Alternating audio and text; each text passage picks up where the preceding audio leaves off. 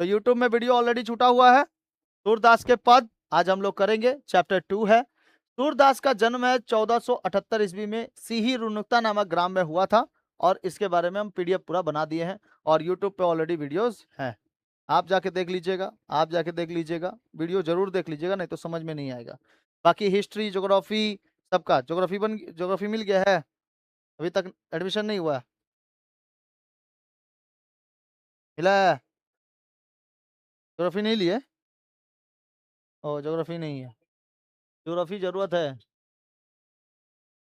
चलिए, यहाँ पे मैंने कई सारे पीडीएफ्स के बारे में अब इसमें दे दिए हैं, ठीक है, आप लोग यहाँ से देख सकते हो। महाकवि सूरदास के बारे में देखेंगे विथ एमसीक्यू, देखेंगे इसमें एमसीक्यू भी सॉल्व कर लेंगे, ठीक है। तो महाकवि सूरदास जी का जन्म 1478 ईस्वी में संवत 1540 के लगभग में। यह है ग्रेगोरियन कैलेंडर के अनुसार। इंग्लिश कैलेंडर जो हम लोग को मिलता है जनवरी फरवरी जो मिलता है उसको ग्रेगोरियन कैलेंडर कहते हैं, और विक्रम संवत जो होता है, ठीक है, वो लगभग 1540। ये संवत हिंदी कैलेंडर के अनुसार है, ठीक है। मुस्लिम जो यूज करते हैं वो हिजरी संवत है। उसी तरह हम लोग यह क्या करते हैं, विक्रम संवत को यूज करते हैं, संवत 1540 ईस्वी में और सन 1478 ईस्वी में। तो कौन सा डेट याद रखना है बाबू आपको? डेट याद रखना है आपको, ये 1478 भी और 1540 भी, दोनों डेट हो सकता है। आपको ज्यादातर यही वाला पूछेगा, 1478 वाला में, ठीक है। बोल भाई, हेलो। तो सूरदास के पद में कहा, जन्म स्थान कहां पर है? दिल्ली के निकट सीही नामक ग्राम में हुआ था। दिल्ली के निकट सीही नामक ग्राम में हुआ था, एकदम इंपॉर्टेंट याद रखना है। मथुरा के निकट रुनुक्ता ग्राम में।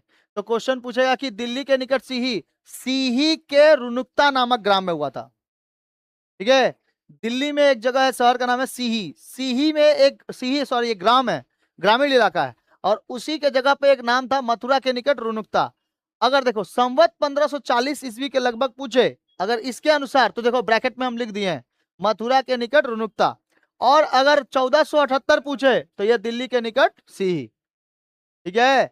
तो ये 1478 पूछे तो सीही, अब 1540 बोले तो रुनुक्ता, ठीक है, याद रहेगा। रुनुक्ता हो जाएगा आपका हिंदी कैलेंडर के अनुसार, और इंग्लिश कैलेंडर के अनुसार सीही। कई सारे ऐसे विद्वान लोग थे जिन्होंने सूरदास को कहीं ना कहीं दिल्ली में, दिल्ली के आसपास भी शहरों में कहीं ना कहीं देखा था इतिहासकारों ने, और कई सारे ऐसे थे जो मथुरा के भी आसपास में देखा गया था। तो मथुरा ये रुनुक्ता नामक ग्राम है। पिता का नाम क्या था? रामदास, एक गायक थे। मृत्यु कब हुई थी? 1580 ईस्वी में, संवत 1642 में। हिंदी कैलेंडर के अनुसार 1642, इंग्लिश कैलेंडर के अनुसार 1540 या 1580। मृत्यु स्थान कहाँ पे है? परसोली नामक ग्राम है, ब्रज प्रदेश में है। कहाँ पर है? ब्रज प्रदेश। गुरु कौन थे? महाप्रभु वल्लभाचार्य। वल्लभाचार्य इनके गुरु थे, जैसे हम आपके गुरु हैं वैसे ही इनके गुरु थे। मुख्य काव्य कृतियां क्या है? सूरसागर, सूरसरावली, साहित्य लहरी, इनके फेमस फेमस है। सूरसागर में आप देखे होंगे कृष्ण भक्ति धारा के बारे में, कृष्ण के बारे में, महाभारत के बारे में। सूरसागर के बारे, उसमें एक टेलीविजन था सूरदर्शन, टेलीविजन नाम था सूरदर्शन, सूरदर्शन में दिखाता था ये सूरसागर के बारे में, ठीक है। पुष्टि मार्ग का जहाज, वात्सल्य का रस के सम्राट, विशेष उपाधि इनको मिला है वात्सल्य रस के सम्राट। वात्सल्य रस मतलब उस रस में क्या हो जाना? डूब जाना, खो जाना। भगवान कृष्ण, भगवान राम की भक्ति धारा में क्या हो जाना? खो जाना।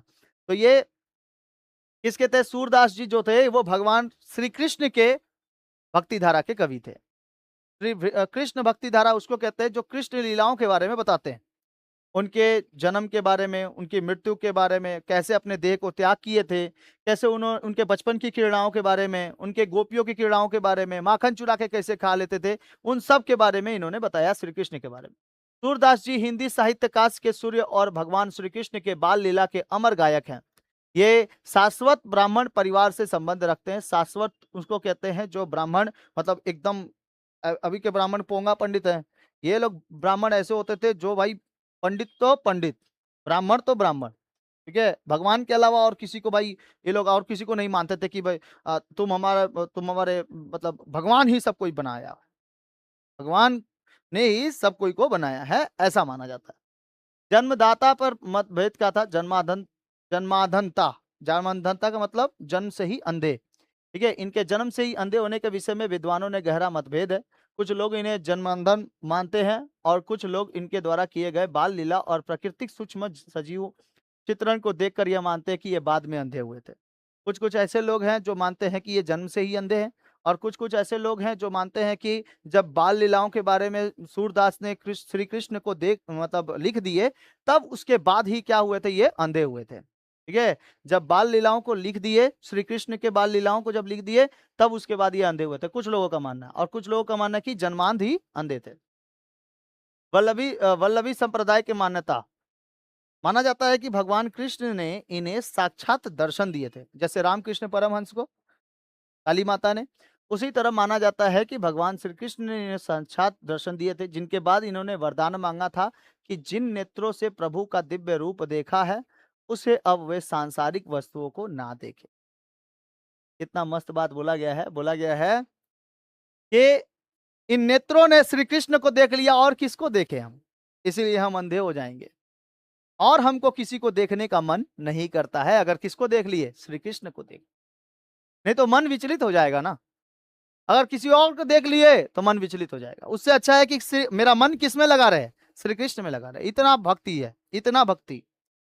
तो उन्होंने कहा था कि मैं अपने प्रभु को देख लिया, अगर दिव्य दृष्टि से अगर देख लिया, तो और किसी की मुझको जरूरत नहीं है। इसी तरह मेरा आंख क्या हो जाए, अंधा हो जाए, तो तभी मेरे मन में कौन बैठे रहेंगे। मन की आंखों से हम किसको देख लेंगे, श्री कृष्ण को देख लेंगे। दीक्षा और साधन, सूरदास जी महाप्रभु वल्लभाचार्य जी के प्रमुख शिष्य थे, और अष्ट छाप, 8 गो छाप उनके ऊपर पड़ा था। उनका कवियों में इनका स्थान सर्वप्रति प्रधान होता है। अष्ट छाप का मतलब 8 छाप। जैसे हम कुछ ऐसा बोल दिया आपको जो आपके जीवन के ऊपर क्या लग गया, छाप लग गया, छाप पड़ गया, है ना। सर का छाप पड़ा है, हमारे सर के दया दृष्टि में हम क्या हुए हैं, बड़े हुए हैं, पले बड़े हैं। ठीक है, ऐसा। इन्होंने अपने गुरु वल्लभाचार्य जी की आज्ञा और प्रेरणा से श्रीमद् भागवत महापुराण के 10वें स्कंद के आधार पर उन्होंने सुप्रसिद्ध ग्रंथ सूरसागर की रचना की। याद रखना, श्रीमद् भगवत महापुराण के 10वें स्कंद, 10वां जो स्कंद है, 10वां जो चैप्टर है, उस चैप्टर में से एक ग्रंथ है, नाम क्या है, सूरसागर। तो सूरसागर एक ग्रंथ है, ना कि कविता है, ना कहानी है, ना किताब है। वो एक क्या है, ग्रंथ है। जैसे वेद क्या है, ग्रंथ है। उपवेद क्या है, ग्रंथ है। उपनिषद पुराण क्या है, ग्रंथ है। उस महाकाव्य क्या है, महाकाव्य में वही महाभारत रामायण जिसमें लिखा गया, वाल्मीकि रामायण। ठीक है, ये सब क्या है, एक प्रकार के ग्रंथ है। उसी तरह सूरसागर भी एक ग्रंथ है। जीवन के अंतिम समय में ये ब्रज प्रदेश के पारसौली नामक ग्राम में श्री कृष्ण के नित्य लीला में लीन हो गए थे। ठीक है, नित्य लीला। आप बताइए कि यहाँ जो इस्कन टेम्पल का स्टैब्लिश किए थे वो कौन थे, जो यहाँ पर मायापुर में आप लोग को हिंदी में हिस्ट्री में पढ़ाए थे, श्री चैतन्य महाप्रभु। श्री चैतन्य महाप्रभु जो थे, ये बाल लीलाओं के बारे में, श्री कृष्ण के लीलाओं के बारे में बताते थे। ठीक है, वो भी बहुत बड़े अनन्य भक्त थे। सूरदास जी ने हिंदी साहित्य में इतिहास में भक्ति काल के स्वर्ण युग बनाने में सर्वोत्कृष्ट भूमिका निभाई है। उनके मुख्य प्राणिक संरचना कौन कौन सी है, सूरसागर, सुरसरावली, साहित्य लहरी। 3 को याद रखना है।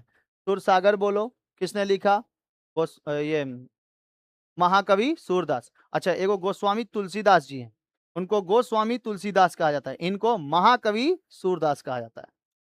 सुरसागर, सुरसरावली और साहित्य लहरी।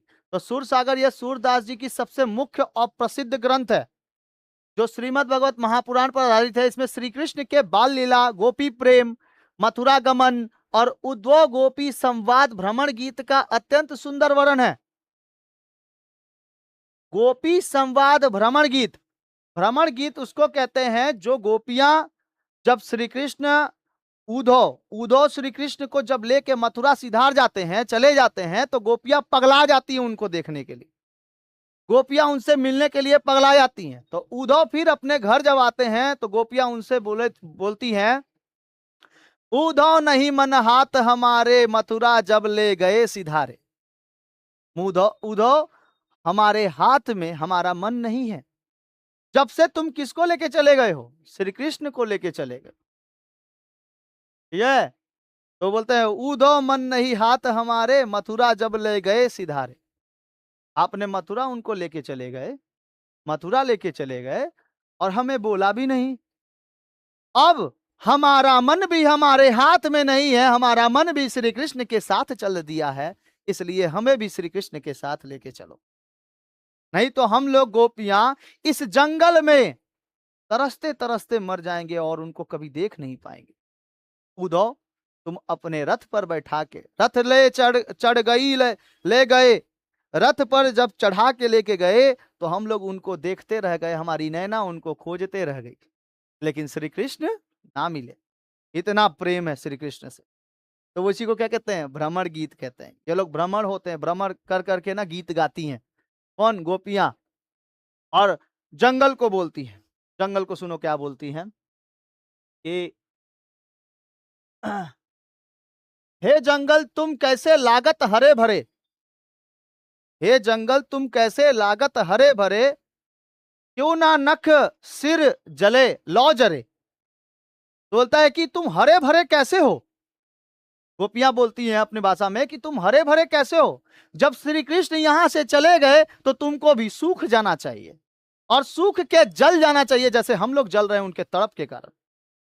और कहां से जलो, नौ सिख, नौ से लेकर पैर के नाखून से लेकर पूरे शिखा तक, यहां तक पूरे जल जाओ, हरे भरे मत रहो, क्योंकि श्री कृष्ण यहां पे नहीं। ठीक है, तो मैं तरु थारे, तरु थारे बंसी बजावत, ऐसे कुछ लिखा रहता है, थरु थारे बंसी बजावत श्री कृष्ण टेकी दाढ़ खड़े, मतलब श्री कृष्ण टेकी दाढ़ी खड़े, मतलब श्री कृष्ण वंशी बजाते थे तुम्हारे ही जैसे क्या कहते हैं, तुम्हारे ही तना के पास, जो मोटी मोटी तनाएं होती है ना, उसी पे तो ऐसे टेक के उसके बाद बंसी बजाते थे। ठीक है, और गोपियां उनके बंसियों को सुनती थी। तो वही भ्रमर गीत इसमें बताया गया, बहुत ही सुंदर लिखा गया है। मथुरा गमन भी है, मथुरा चले गए हैं। ठीक है, और उद्धव गोपी संवाद जो कर रहे हैं वो आपस में कर रहे हैं, भ्रमर गीत कर रहे हैं। अत्यंत सुंदर वर्णन है। कहा जाता है कि इनमें मूलतः 1.25 लाख पद थे, परंतु वर्तमान में केवल 6 से 7 हजार पद ही प्राप्त हुए हैं। इतना खतरनाक लिखे हैं कि अभी तक इस एआई के जमाने में 6 से 7 हजार पद ही केवल लिए गए हैं, अभी तक प्राप्त हुए हैं।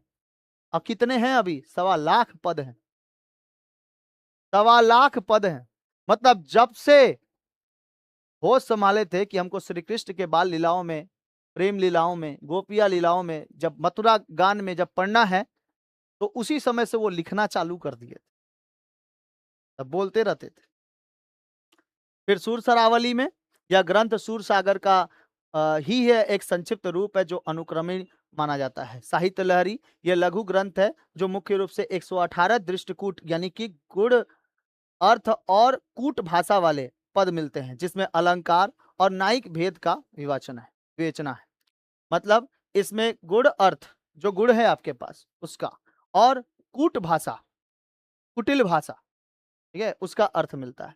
और इसमें अलंकार भी है, नायिक भी है। अलंकार उसको कहते हैं, जब छप्पैया वगैरह पढ़ाएंगे ना, छप्पैया होते हैं, अलंकार होता है। मतलब कहीं कहीं देखना ऐसे नहीं, ब्रैकेट में लिखा हुआ है, देखो ये कॉमा दे दे के लिखा हुआ है, और उसमें ये भ्रमर गीत के बारे में अत्यंत सुंदर वर्णन करने के बारे में बताता है। यही अलंकार और नायिक भेद कहते हैं, भेदभाव। ठीक है, भेद, इसकी विवेचना की। कुछ विद्वान द्वारा नल दमयंती और वाहलोक नाम से भी इन्हें 2 अन्य रचनाओं का उल्लेख किया जाता है, परंतु वे अप्राय हैं और उनकी प्रामाणिकता संदिग्ध है। मतलब अभी भी कुछ ऐसे हैं विद्वान जो मानते हैं कि ये दोनों भी किनके द्वारा लिखा गया है, अम, सूरदास के द्वारा, लेकिन इसका बहुत ज्यादा इतिहास में मिलता नहीं है।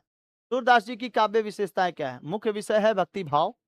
सूरदास जी सगुण रूपधारी भगवान श्री कृष्ण के अनन्य सखा भाव के उपासक थे। उनकी कविता का मूल आधार श्री कृष्ण की दिव्य लीलाओं का गान है। विशेष रुचि है इनका मन श्री कृष्ण के बाल क्रीड़ाओं, वात्सल्य सुख और प्रेम और गोपियों के विरह वियोग श्रृंगार के वर्णन में विशेष रूप से रमा है। इनके काव्य में कृष्ण महाभारत के कूटनीतिज्ञ या गीता के उपदेशक योगेश्वर कृष्ण ना होकर गोकुल मथुरा के नटवर नागर और गोपी रंजन माखन चोर और नंद किशोर बालक व सखा रूप है। नंद किशोर किसको कहते हैं? नंद बाबा के, ठीक है, जो उन्होंने पाल के उसको पाल पोस के बड़ा किया था श्री कृष्ण को, वही नंद किशोर। माखन चोर, माखन खाते थे चोरी कर करके। समझ में आया कृष्ण भगवान? चलिए आगे देखिए, पद देखते हैं। हाँ, इसमें पद में आपको शब्दार्थ भी मिल जाएगा, संदर्भ मिल जाएगा, प्रसंग और व्याख्या और विशेष भी मिल जाएंगे। लहोरी माँ चंदन लहोगो, चंद लहोगो कहा करे जलपुट भीतर को बाहर क्यों कहोगो, या तो झलमलात झकझोरत कैसे के जू कहोगो, वह तो निपट निकट ही दिखत कर जो हो ना रहोगो, तुम्हारे प्रेम प्रगट में जानत बौराए ना बहोगो, सुरश्याम कहे कर गही लहो सही तन ताप दहोगो, लहोगो दहोगो चहोगो जाओगो। ये तुम लोग पढ़ो। पढ़ बबनी, पढ़ तो कैसे पढ़ेगी, पढ़ो रे तुम लोग। लहरी माँ चंद लहोगो कहा करो जलपुट भीतर को बाहर व्याकी गहोगो, यह तो झलमलात झकझोरत कैसे कैजू चहोगो, वह जो निपट निकट ही दिखत करजो हो ना रहोगो, तुम्हारे प्रेम प्रगट में जानत बौराए ना बहोगो, तुरश्याम कहे कर गही लेउ ससी तन ताप दहोगो। ये ब्रज भाषा है ये। लहो का मतलब क्या होता है, लूंगा। चंद मतलब चांद। जलपुट मतलब गहरे गोल पात्र में रखा हुआ पानी, जैसे कोई कुआं, उस तरीके से। बेवकी का मतलब होता है उछल कर। गहूंगा का मतलब पकड़ूंगा। बराजियो का मतलब होता है मना करना। प्रकट प्रत्यक्ष जाओ समझ लिया है, बौराए बहकाना। बहोगो बहुकूंगा। गहिलियो पकड़ लाऊंगा। और शशि का मतलब शशि, शशि का मतलब क्या होता है, चंद्रमा, चंद्रमा। संताप दूर रहने का अहंकार घमंड। और दहोंगा मतलब तोड़ दूंगा। प्रस्तुत पद्यांश में देखो, ये पद्यांश, पद का अंश क्या कहलाता है, पद्यांश कहलाता है। ये एक अंश ही तो है, एक पद का अंश है। सूरदास के पद शीर्षक पाठ से अवतरित है। जब आपको लिखने को आएगा, अभी तो खैर आपका एमसीक्यू रहेगा, एमसीक्यू में तो लिखना है नहीं, तो एमसीक्यू जब आपका मतलब कभी इसके बाद सेकेंड सेमेस्टर में जब आपको लिखने को आएगा, तो ये संदर्भ प्रसंग उसके बाद व्याख्या, ऐसे लिखना पड़ेगा। कोई भी पंक्ति जब लिखेंगे तो उसमें से संदर्भ प्रसंग उसके बाद व्याख्या, इसीलिए हम इसमें दे दिए। इसमें कवि भक्तिकालीन कृष्ण भक्त कवि सूरदास हैं। यह हमारी पाठ्य पुस्तक हिंदी साहित्य कला संस्कृति और अभिव्यक्ति से संकलित है, जो आपकी किताब का नाम है, ये किताब का नाम है। प्रस्तुत अंश में श्री कृष्ण के बाल हट का अत्यंत सजीव चित्रण है, जहां वे चंद्रमा को खिलौना के रूप में पाने के लिए जिद करते हैं। श्री कृष्ण माता को कहते हैं कि बाल कृष्ण माता यशोदा से हट कर बैठते हैं, जिद कर बैठते हैं, चाहिए हमको चंद्रमा। और आप जो ये चंद्रमा इस कुएं में दिखा रही हैं चंद्र को, ये चंदा नहीं, वो जो ऊपर चमक रहा है चंदा, वो चाहिए। ऊपर कहां देख रहा हूं, ऊपर तो बारिश होने वाला है। हमको चंद्रमा कौन सा चाहिए, जो ऊपर चमक रहा है। और इतना घमंड है, हमसे दूर है, पकड़ के लेके आएंगे एकदम और तोड़ के रख देंगे उसका घमंड। ठीक है, तो इसीलिए कहते हैं कि मैया, मैया मोरी मैं नहीं माखन खायो, कि हे मैया, मैं तो उसी चंद्रमा को खिलौने के रूप में लूंगा। तुम जो मुझे थाली के पानी के भीतर चंद्रमा दिखा रही हो, उस पानी के भीतर वाले चंद्रमा में मैं क्या करूंगा, उसको तो मैं पकड़ ही नहीं पाऊंगा। पकड़ता हूं तो झिलमिला जाता है। उधर देखो, झिलमिला नहीं रहा है, वो चंद्रमा वैसा ही है। लेकिन माता बोलती हैं कि उधर कैसे पकड़ेगा, अरे पकड़ के लेके आऊंगा ना मैं, पकड़ के पूरा घमंड तोड़ देंगे उसका, कि इतना सुंदर कैसे दिख सकता है, चंद्रमा बहुत सुंदर दिखाई देता है। मैं तो बाहर वाले असली चंद्रमा को उछल कर पकड़ लूंगा। जब मैं पानी में हाथ डालता हूं तो यह पानी हिलने के कारण झलमलाने लगता है। या तो झलमलात झकझोरत कैसे कूजहूं चाहोगो। झलमलात झकझोरत का मतलब, जैसे ही पानी में हाथ डालता हूं तो झलमला जाता है, गुस्सा हो जाता है मेरे ऊपर। यह पानी हिलने के कारण झलमलाने लगता है और हिल जाता है, भला इसे मैं स्थिर रूप में कैसे पकड़ सकूंगा। वह आकाश का चंद्रमा देखो तो वह अत्यंत पास दिखाई पड़ता है। चंद्रमा कभी कभी बड़ा बड़ा एकदम दिखाई देता है, एकदम गोल रहता है, पूर्णिमा का जब समय रहता है तो। अब मैं तुम्हारे मना करने पर भी नहीं रुकूंगा। तुम्हारे मन के प्रेम को मैंने प्रत्यक्ष जान लिया है कि तुम मुझे बहका रही हो, ताकि मैं उस चंद्रमा को पकड़ के ना लेके आऊं, इसी चंद्रमा को देख लूं जो इस पानी में दिखाई दे रहा है। ठीक है, जब इसको पकड़ने जाता हूं तो झलमला जाता है। इसको घमंड हो गया है, इसके घमंड को तोड़ूंगा मैं। मुझे बहका रही हो ताकि मैं चुप हो जाऊं, पर अब मैं तुम्हारे बहकाने में भी नहीं आऊंगा। श्री कृष्ण पहले से ही चालाक थे।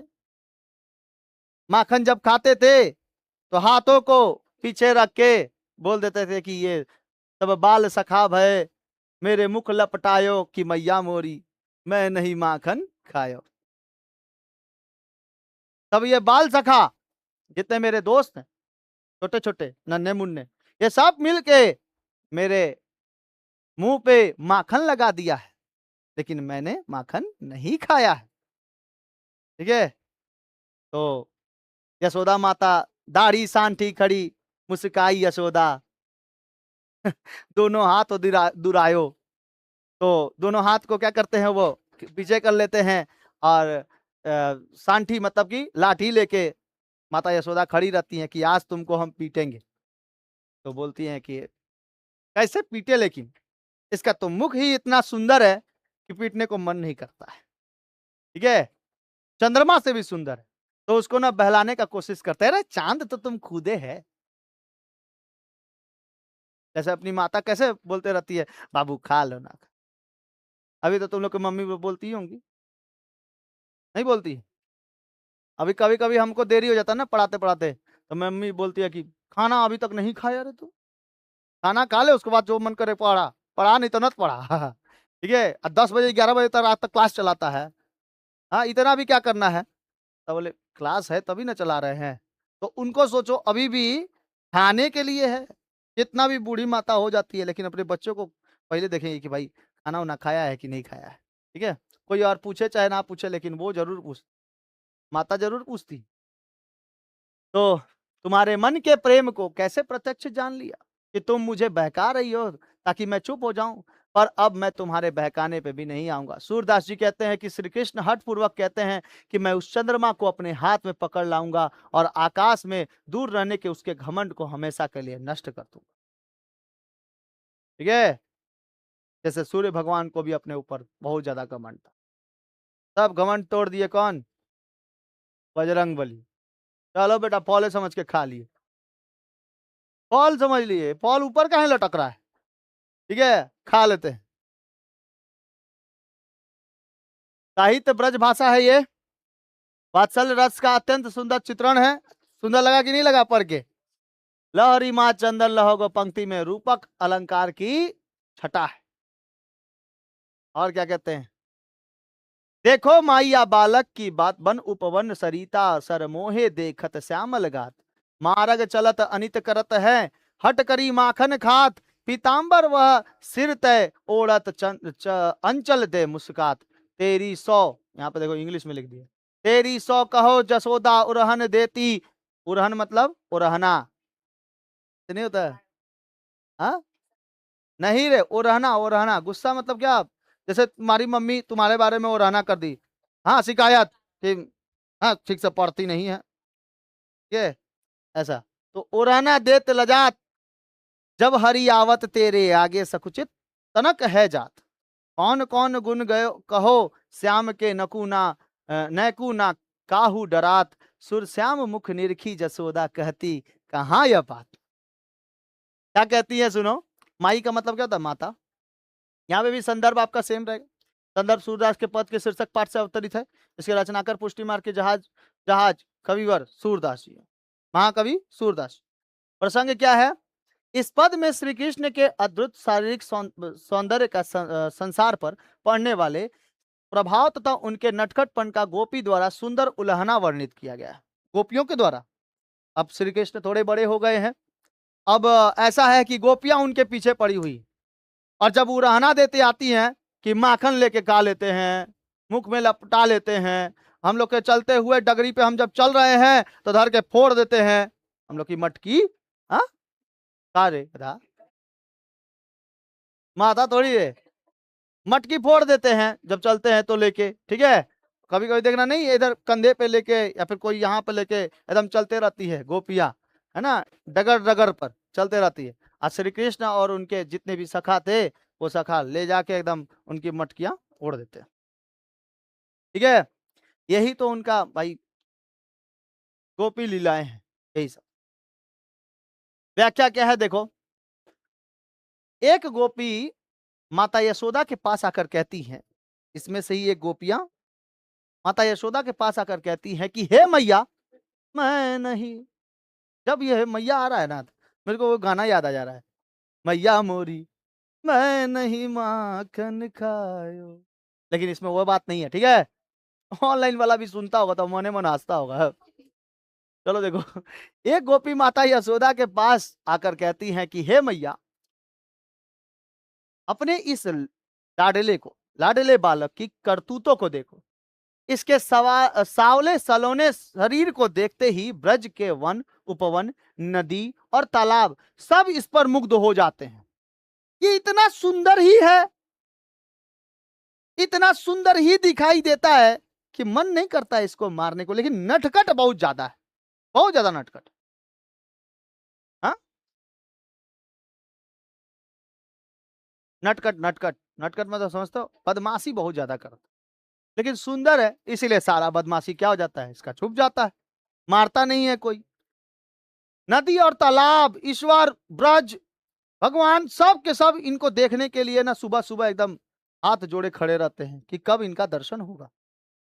ठीक है, यह रास्ते में चलते हुए हम गोपियों के साथ अनीति तंग करते रहते हैं, जिद करते करके हमारा माखन छीन कर खा लेते हैं।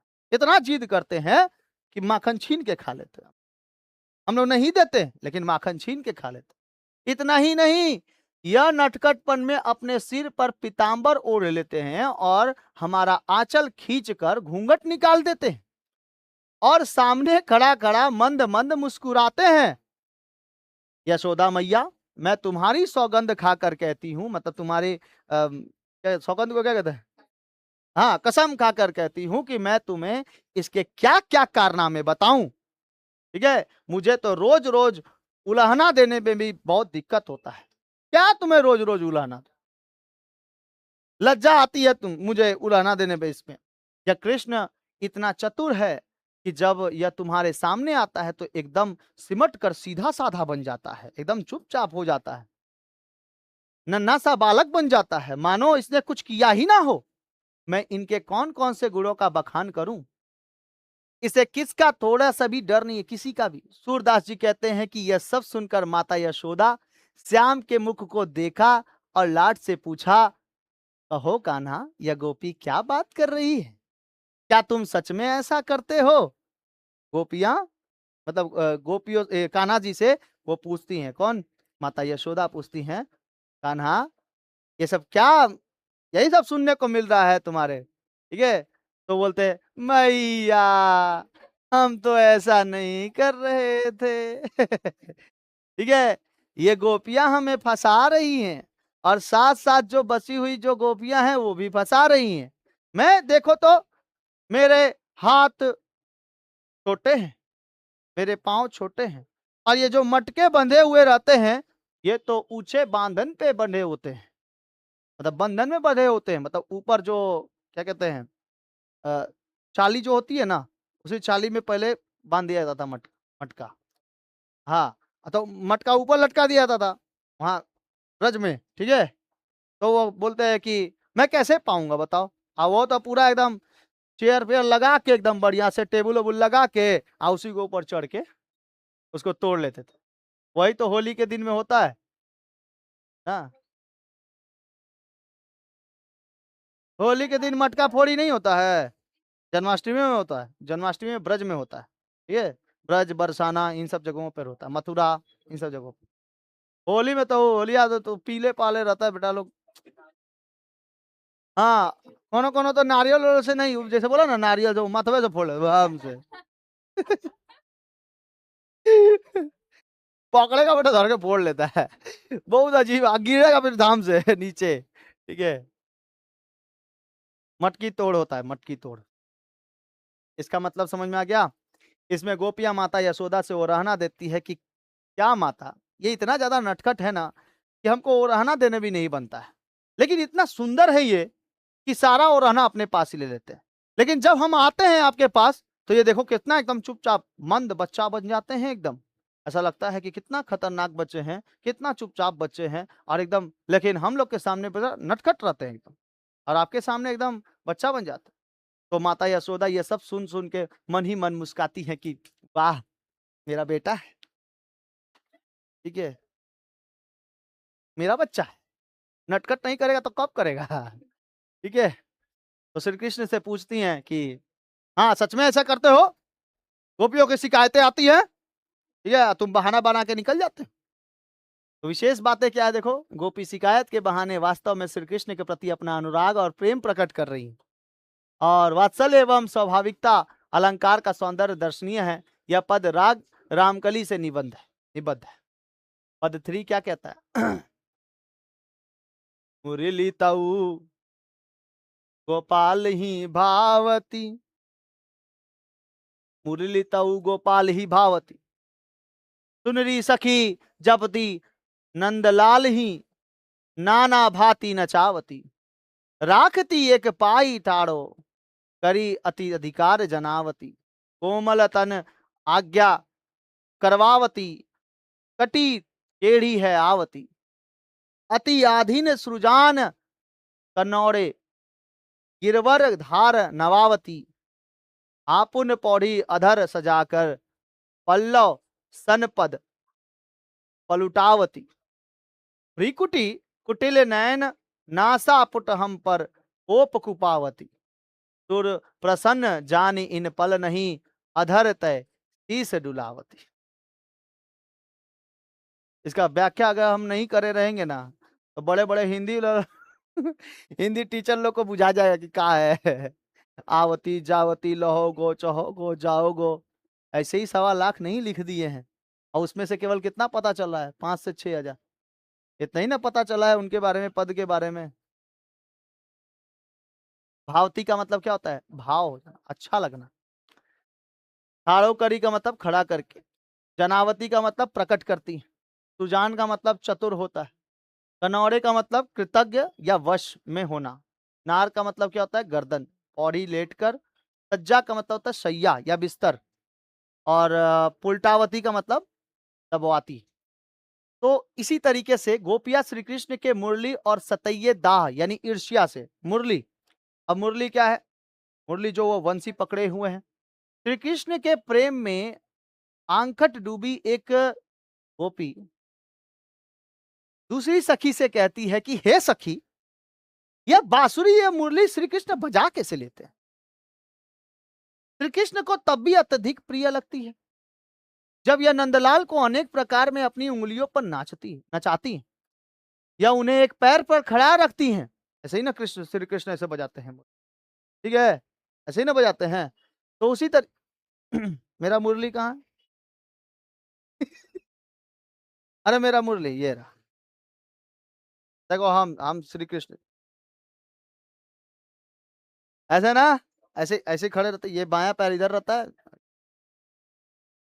बोलता है मुरली इनको नचा देता है, एक पैर में खड़ा कर देता है, और यहाँ आसपास में इतनी सारी गोपियां हैं, गोपियों को ना देखकर वो मुरली को ही देखते हैं, और गोपियां उनको देखती हैं बजाते हुए, और इतना सुंदर बजाते हैं कि सब के सब मनमुग्ध हो जाते हैं, सब उनके इसमें, उनके प्रेम लीलाओं में, उनके वंशी बजाने में, ठीक है, इतना ज्यादा। तो क्या कहते हैं, जब यह नंदलाल को अनेक प्रकार की अपनी, देखो कितना सुंदर बज रहा है, तो देखिए बाबू, क्या कहते हैं, श्री कृष्ण का शरीर जो है वो सुकोमल है, फिर भी यह उनसे अपनी आज्ञा का पालन कराती है, जिसके कारण वंशी बजाते समय उनकी कमर टेढ़ी हो जाती है। मतलब वंशी जो है वो श्री कृष्ण को कंट्रोल कर रही है, श्री कृष्ण वंशी को नहीं। इसीलिए तो जब म्यूजिक होता है और उसमें जब ये धुन डाला जाता है, वंशी का जब धुन डाला जाता है, तो उसका देखना वो अलग ही एक मुग्ध लेके चला जाता है। ऐसा लगता है कोई कोई नहीं होता है, जैसे अभी देखना रिंगटोन वगैरह में कृष्णा ऐसे करके एक गाना है, उसमें देखना जो ये बनाता है, बजाता है, वंशी जो बजाता है, उसमें देखना सब मुग्ध हो जाता है एकदम, एकदम, मतलब उसी में खो जाते हैं लोग। तो उसी तरीके से इसमें कह रहे हैं, मतलब एक कौन कह रही है, एक गोपी कह रही है दूसरे गोपी से, दूसरे सखी से कह रही है गोवर्धन पर्वत को उठाने वाले चतुर श्री कृष्ण भी इस बांसुरी के इतने कृतज्ञ हो जाते हैं, वश में हो जाते हैं कि इसके सामने अपनी गर्दन झुका लेते हैं। गर्दन भी झुक जाता है कि नहीं? ऐसे ऐसे नहीं झुक जाता है, कमर भी देखो ऐसे हो जाता है। ठीक है, ऐसा। अरे फोटो वोटो नहीं दिखाए तुम लोग, हम ही को देख रहा बार बार, फोटो देख लेना तुम। गोवर्धन यह स्वयं तो कृष्ण के होठों रूपी सैया यानी अधर सज्जा पर लेट जाती हैं और कृष्ण के कोमल पत्तों जैसे हाथों यानी कर पल्लव में अपने को पैर दबाती है। और वह जब वे इसे बजाते हैं तो उनकी टेढ़ी भौवें फड़फड़ाते हुए नेत्र और नासिका, नासिका मतलब नाक, नासिका पुट हम गोपियों पर क्रोध प्रकट कराते हैं। सूरदास जी कहते हैं कि मुरली श्री कृष्ण की एक क्षण के लिए भी अपने प्रति प्रसन्न जानकर उनसे हाँ में सिर डुलावे रहती है। तो श्री कृष्ण मुरली को पकड़े रहते हैं और मुरली ये समझती है कि मैं बहुत ही सौभाग्य हूं कि श्री कृष्ण के हाथों में हूं। ठीक है, अपने आप को सौभाग्यवती मानती। और हाँ, मैं सिर डुलवा लेती हूँ। कौन कह रहा है? मुरली कह रही है। क्यों ना? उसका आवाज ही इतना सुंदर है कि सिर एक बार डुलाने पड़ता है। हाँ हाँ ठीक है। गोपिया बाजार, गोपिया उसी पे नाच जाती है। श्री कृष्ण के वो बजाने वाले जो सुर हैं, गोपिया उसी पे नाच जाती। ठीक है, लिटिल कृष्णा नहीं देखो, उसमें देखना उसमें देखना जब ये राधा और उनके साथ जो रहती हैं उनकी गोपियां, उन लोग के साथ एक साथ देखना जब जाती हैं तो वो श्री कृष्ण बजाने लगते हैं बांसुरी। तो देखना राधा बोलती हैं कि अरे ये सुंदर सा आवाज कहाँ आ रहा है, चलो शकुंतला, चलो राधा, चलो उसके साथ मिलने के लिए। नहीं बोलती है, ऐसे बोलती है वो लोग। हाँ, क्या नाम रहता है? चलो विशाखा, ऐसे नाम रहता है ना, चलो विशाखा, चलो क्या क्या बोलती रहती है। मतलब ये धुन कौन बजा रहा है? चलो उनके। अब देखो उद्धव से मिलने आते हैं। उद्धव, उद्धव कौन है? उनके दोस्त है, सखा है। उद्धव धनी तुम्हारे व्यवहार, धनी वे ठाकुर, धनी वे सेवक, धनी तुम बर्तन हार। आम ही काटी बबुर लगावन, चंदन को कुसबार, हमको जोग भोग कुछ कबुजा को, ऐसी समझ तुम्हार।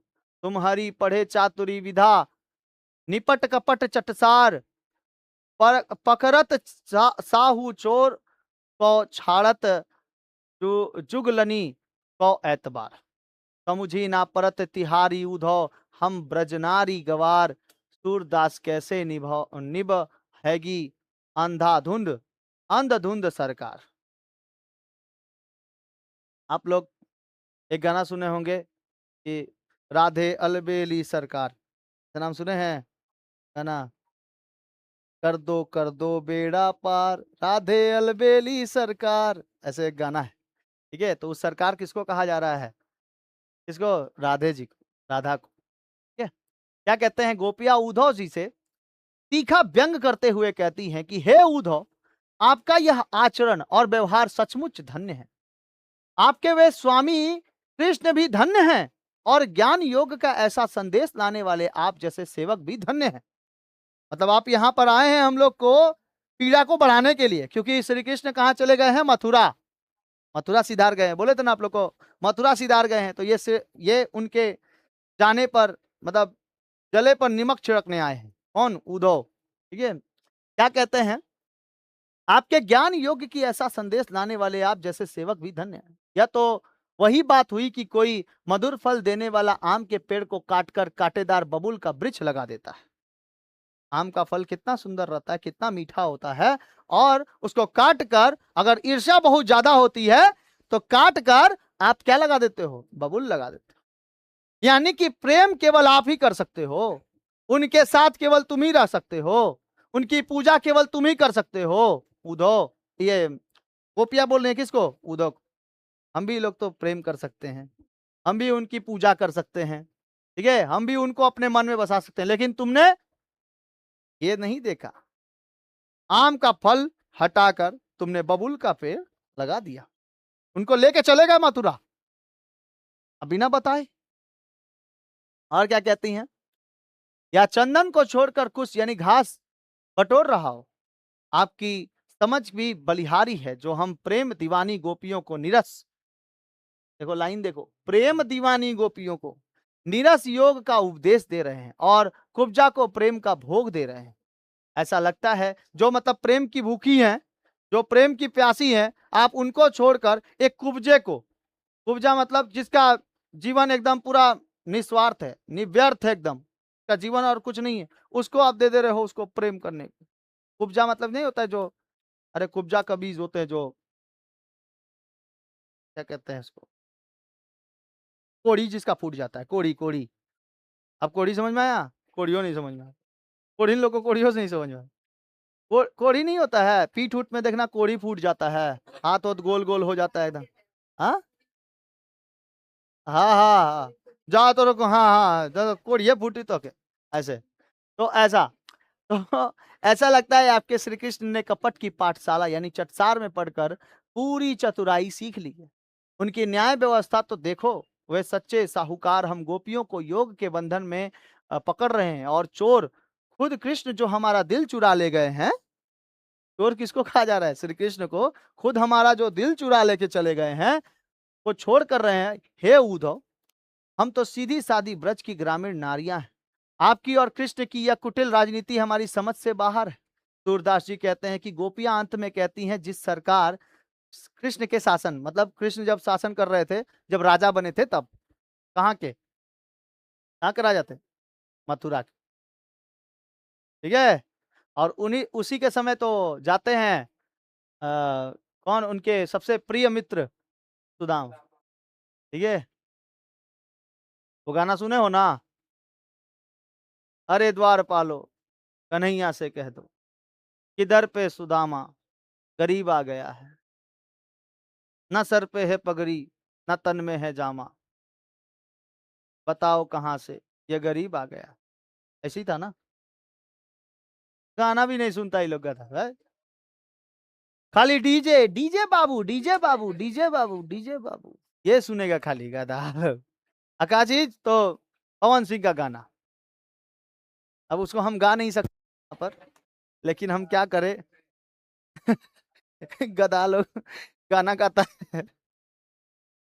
उन लोग का पवन सिंह का गाना, खेसारी लाल का गाना बहुत अच्छा लगेगा, लेकिन ये सब गाना नहीं सुनेगा।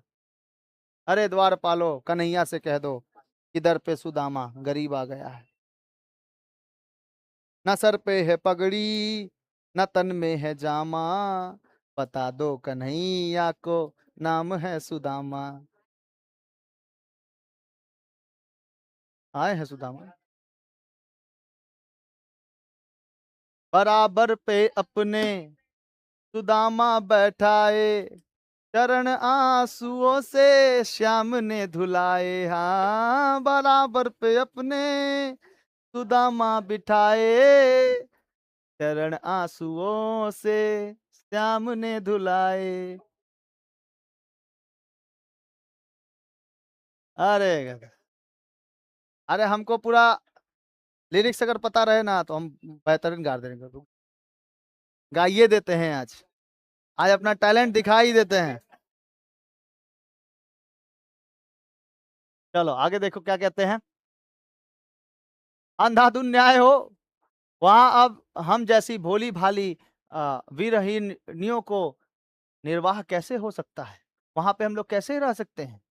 ये गोपियां उनके प्रेम में पागल हो चुकी हैं, ठीक है, उनको देखने के लिए व्याकुल हो चुकी हैं एकदम। तब ही उद्धव से कहती हैं कि उद्धव, तुम और उनकी तो राजनीति बहुत खतरनाक चलती है। ठीक है, ये 3 गो पंक्ति समझ में आ गया आप लोगों को? 4 गो हो गया ना? उसके बाद एमसीक्यू है ये वाला। देखो एमसीक्यू का शॉर्ट क्वेश्चन आंसर दोनों दे दिए, याद कर लीजिएगा। हाँ लास्ट बच, बिनु गोपाल बरीन भजे भई कुंजय, तब ये लता लगती अति शीतल, अब भई विषम ज्वाल ज्वाल की पूंजय, वृथा बहती जमुना खग बोलत, वृथा कमल फूले अली गुंजे, पवन पानी घनसार संजीवन, दही सुत किरनी भाऊ भई भुंजे, ए उधो कहियो माधव सो, मदन मारी किन्हीं हम लूजो लूजे। सूरदास प्रभु को मन जोगत, अखिया भई बरन ज्यों गूंजे। कहने का मतलब है कि गोपियां अपनी विरह वेदना प्रकट करते हुए कहती हैं कि हे उद्धव, बिना गोपाल यानी कृष्ण के, श्री कृष्ण के ये सुंदर बगीचे और लताएं कुंज अब हमारे लिए परम शत्रु बन गए हैं। यहाँ पर कौन सा बात चल रहा है बोलो तो? यहाँ पे वो जो भ्रमण गीत चल रही है, भ्रमण गीत में बोल रही है ना कि वो लोग बोले थे ना गार्डन में घूमने गई है, जंगल में जब घूमने वहां पे गई हैं तो वो लोग बोल रही हैं उनसे, उद्धव से बोल रही हैं कि हे उद्धव, बिना गोपाल के, श्री कृष्ण के सुंदर बगीचे, लताएं, कुंज हमारे लिए प्रमर शत्रु बन गए हैं। ठीक है, जितने भी यहाँ पे पेड़ पौधे हैं, जो कुंज कंजीर दिखाई दे रहे हैं, ये सब के सब हमारे लिए परम शत्रु बन गए हैं, क्योंकि श्री कृष्ण यहाँ पे नहीं है। जब कृष्ण यहाँ थे तब ये लताएं हमें अत्यंत शीतलता प्रदान करती थी, परंतु अब विरह के कारण, मतलब उनके जाने के कारण, यह भयानक आग की लपटों के समान हमें जला रही। अब श्री कृष्ण के बिना यमुना का बहना, पक्षियों का चहकाना, कमलों का खिलना और उन पर भंवरों का गुंजार करना सब व्यर्थ है और अभी रुचिकर अरु रुचिकर प्रतीत होता है। जो शीतल वायु, जल, कपूर, संजीवनी बूटी और चंद्रमा की ठंडी किरणें संयोग काल में सुख देती थी, वे सब अब विरह की अवस्था में ग्रीष्म काल के प्रचंड सूर्य के समान अपनी भून रही है। हमें क्या कर रही है? भून दे रही है एकदम। अच्छा नहीं लग रहा है। चले गए हैं तो, मथुरा जब चले गए हैं अच्छा नहीं लग रहा है। तब लग रहा है कि हम लोग को जला के रख दे रही। हे उद्धव, तुम जाकर हमारे उस माधव से कहना कि कामदेव यानी मदन में हमें विरह के बाणों से मार मार कर पूरी तरह अंगहीन और शक्तिहीन कर दिया है। सूरदास जी कहते हैं कि गोपियां कहती हैं कि प्रभु श्री कृष्ण के राह देखते देखते हमारी आंखें रोते रोते गुंजा के फल के समान एकदम लाल हो चुकी। गुंजा का वो फल होता है, गुंजन का फल, वो फल बहुत लाल हो जाता है। ठीक है, तो लाल हो जाता तो उसकी उनकी आंखें भी उनके देखते देखते क्या हो गई है? लाल हो चुकी। सोचो, इतना विरह है, इतना प्रेम है श्री कृष्ण से। और क्यों ना हो भाई, आज भी देखना कई सारे लोगों को लड्डू गोपाल बहुत ज्यादा पसंद होते हैं। लड्डू गोपाल उनको ले आता है, नहवाता है, दूध दूध पिलाते हैं, बढ़िया से उसको रखा रखा जाता है। ठीक है, जहाँ पे घूमने उमने जाओगे तो उनको लेके जाना पड़ता है ना, ऐसा माना जाता है। गोपाल वगैरह बहुत एकदम, मतलब आपको सब मांस मछली सब छोड़ देना पड़ेगा उनको पूजा करने के लिए, है ना, वो सब नहीं खाना चाहिए। तो ऐसा माना जाता है कि वो गोपाल जो होते हैं छोटे से, उनको एक टोकरी ओकरी में रख के बढ़िया से सजा हो जाके उसके बाद लेके जाता है। कौन कौन रखा हुआ है? रखा है ना, तुम ही लोग रखी है। ए, कृष्ण को रखा करो। ठीक है, वो गोपाल एक को जरूरी होता है। बस।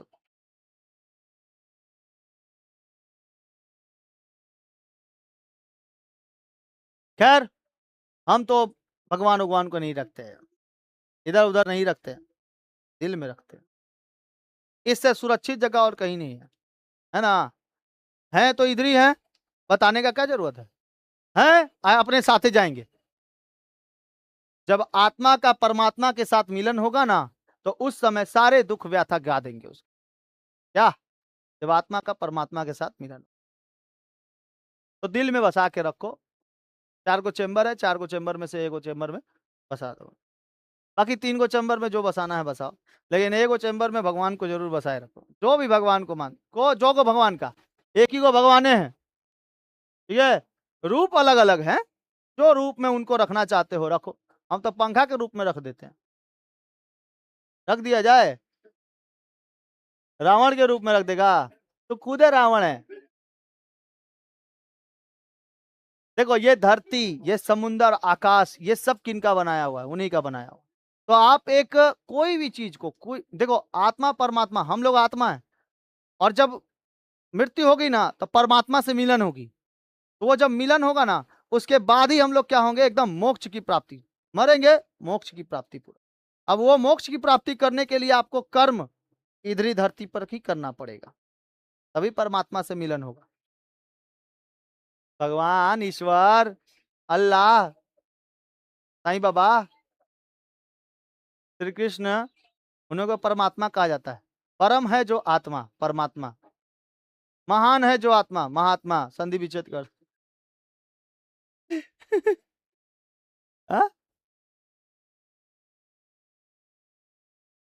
सूरदास जी का जन्म 1478 ऐसे आता है। सूरदास जी का जन्म कहाँ हुआ था? सीही नामक, देखो ये वाला डेट दिया हुआ है तो सीही दिया हुआ है। सूरदास जी का जन्म किस परिवार में हुआ था? सारस्वत ब्राह्मण परिवार में। सूरदास के पिता का नाम क्या था? रामदास। ये क्या थे? गायक थे। सूरदास के पिता पेशे से क्या थे? गायक थे। सूरदास प्रारंभ में कहाँ निवास करते थे? गौघाट में। सूरदास की दीक्षा गुरु कौन थे?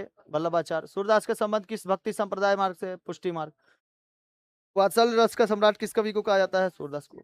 नगरी प्रचारी सभा में द्वारा सूरदास की ग्रंथों की संख्या कितनी मिलती है? 25। सुर सरावली साहित्य लहरी किसके द्वारा? और सुर सागर भी किसके द्वारा? सूरदास के द्वारा। सुर जिसमें लग गया वो कौन है? सूरदास है। महाकवि सूरदास की मृत्यु कहाँ हुई थी? परसौली ग्राम में। बालकृष्ण माता यशोदा से क्या पाने को हट करते? चंद्रमा लेने। सूरदास के पद में मुख्य रूप से किस रस की प्रधानता है? वात्सल्य एवं श्रृंगार रस। श्रृंगार जैसे होता है, गोपियां भी है ना इसमें, तो इसमें श्रृंगार रस। लौरी माँ चंदन लहोगो पद किस राग में संबंधित है? राग रामौली, रामकली। उसके बाद श्री कृष्ण किस चंद्रमा को ना पा सकने का, व्यर्थ होने का व्यर्थ करते हैं? जो पानी के अंदर दिखाई देता है वो व्यर्थ है उनको पाने के लिए। ठीक है बाबू, हो गया 16। हाँ हाँ, 3 चैप्टर आप लोग का ये कंप्लीट हो गया एमसीक्यू के साथ। ये एप्लीकेशन पे आपको पीडीएफ डाल देंगे, वहां से पीडीएफ आप लोग निकाल लीजिएगा, याद कर लीजिएगा, बेहतरीन तरीके से पढ़ लीजिएगा। प्लेलिस्ट में ऑलरेडी वीडियो है। जय हिंद, जय भारत।